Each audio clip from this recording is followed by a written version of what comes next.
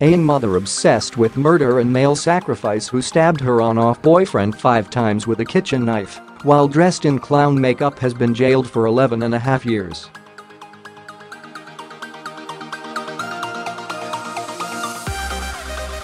Carlisle Crown Court heard Zoe Adams, 19, put a pillow over Kieran Bewick's head to make sex kinkier, only to stab him with a 10-inch blade.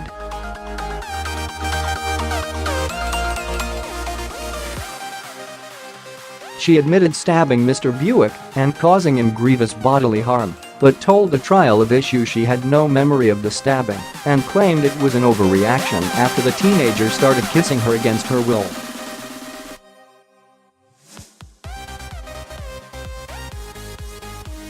The case came to court because of the vast differences between Adams and Mr Bewick's accounts of the incident, but Judge James Adkin decided the victim was telling the truth.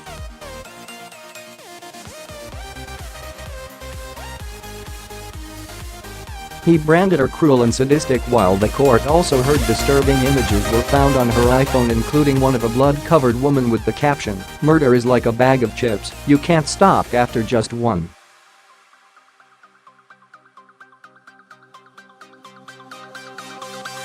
The judge said Adams planned the attack by taking both a knife and duct tape to the bedroom.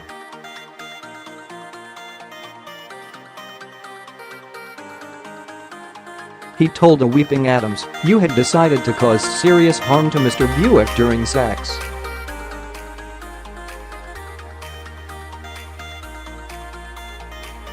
The judge added, "I am sure that by that time you had already become dishinhibited by drink and drugs and the more sadistic side of your personality had come to dominate."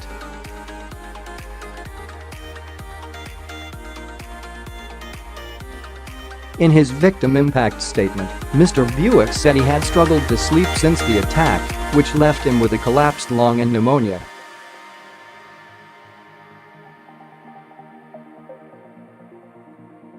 He said, "I struggle with the knowledge that someone I genuinely cared about would do this to me.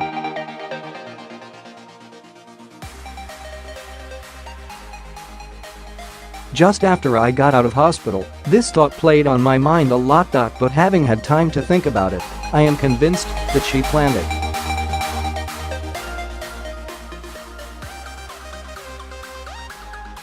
It wasn't personal.She was going to do it to someone, and it just happened to be me.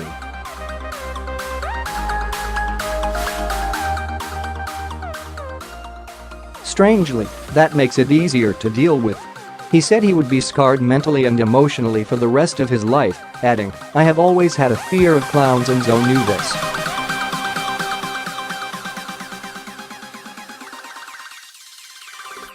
"This will now only increase my fear of clowns." Speaking after the sentence, Cumbria Police Detective Constable Calvin Greaves said, "Any assault with a knife has the potential for fatal consequences."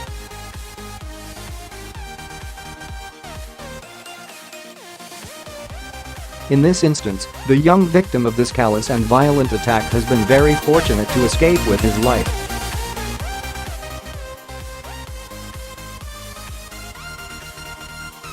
Adams told officers she blacked out and had no memory of the attack. Her 17-year-old victim is not so fortunate.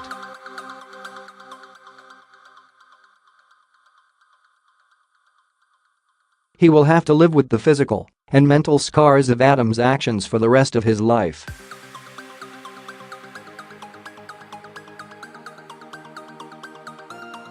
He has shown great courage throughout the investigation, not least in giving detectives a statement regarding the attack, whilst only hours into his recovery.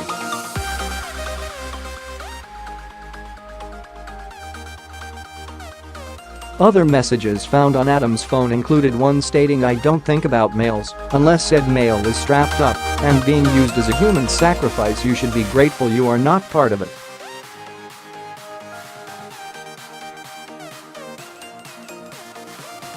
Adams had previously told the court she dressed up in the clown makeup for a bit of fun and was not interested in sex with Mr Bewick.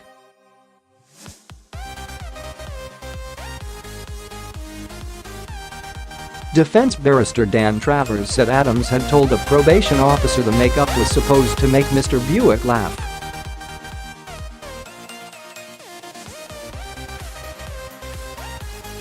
She said, "It was just a bit of fun, not to genuinely frighten him. It was the sort of silly thing we would do with each other."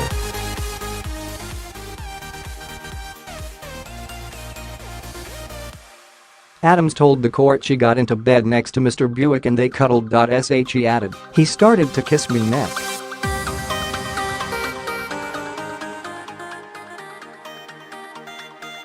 "I told him to pack it in," or words to that effect.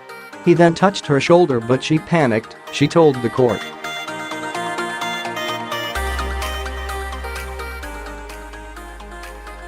Mr. Travers asked, "What's the next thing you remember?" Adams replied, "Not being on the bed anymore. And him asking me what had I done."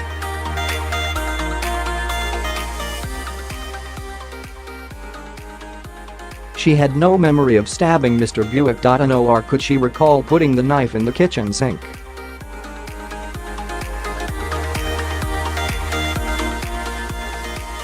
Cross-examined by prosecutor Mr. Wynne Jones, she said, "I don't remember holding the knife or using it."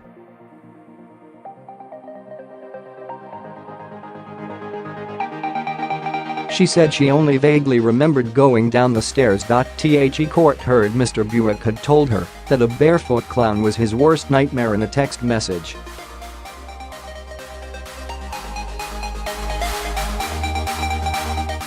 Prosecutor Robert Wynne Jones then read aloud the defendant's text message to Mr. Bewick when she said, "I don't think about males unless said male is strapped up and being used as a human sacrifice. You should be grateful you are not part of it," although Adams claimed this was a joke.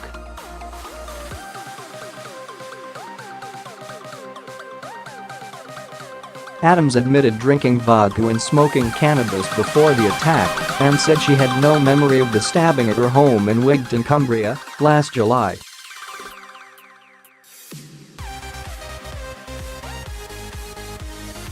She said she panicked when Mr. Bewick, someone she classed as a good friend, kissed her.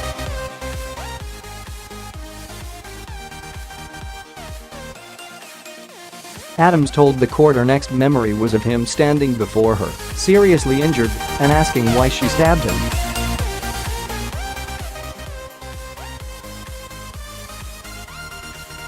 "I did stab him but I overreacted," she replied. The barrister asked how she felt about what she'd done.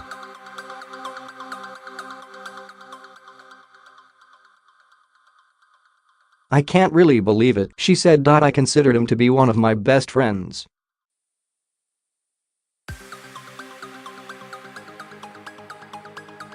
I just can't believe I've hurt him." Earlier the court heard how she told her victim, then aged 17, "Trust me," before stabbing him 5 times in the chest.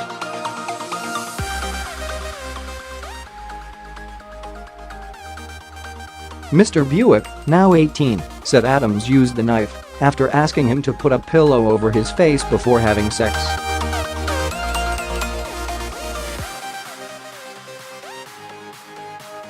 He added she had brought duct tape to the bedroom because she wanted to tie him, and the pillow was a compromise because he refused.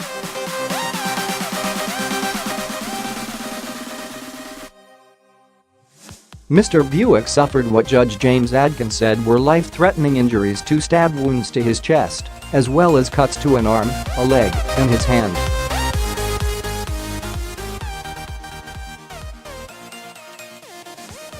Giving her account, Adams said she and Mr. Bewick were friends, and she allowed him to stay with her when he left home.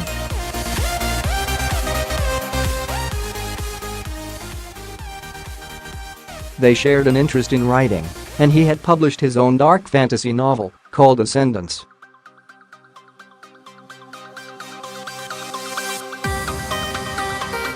She also claimed they had sex a month before the stabbing, but she regretted it. Adams said, "We should not have crossed that line," and added she made it clear it would not happen again.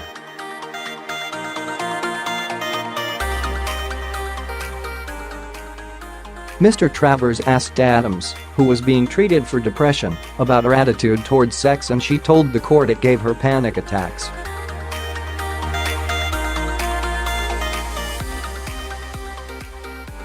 Adams denied wanting to tie up Mr. Bewick and said she had no idea why police found a record on her phone of a search about the sentence for attempted murder, the charge she originally faced.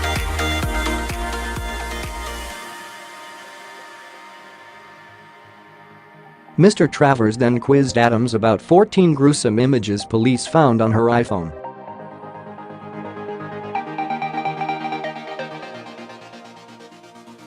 One had the caption, "Almost twice as many serial killers are born in November than in any other month."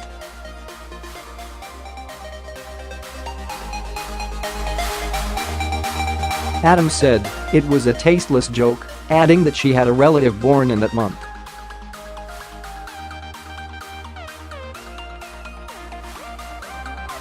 She agreed that other images found on her phone were inappropriate and admitted she and Mr. Bewick were members of a Facebook group called Murder Files for Curious People.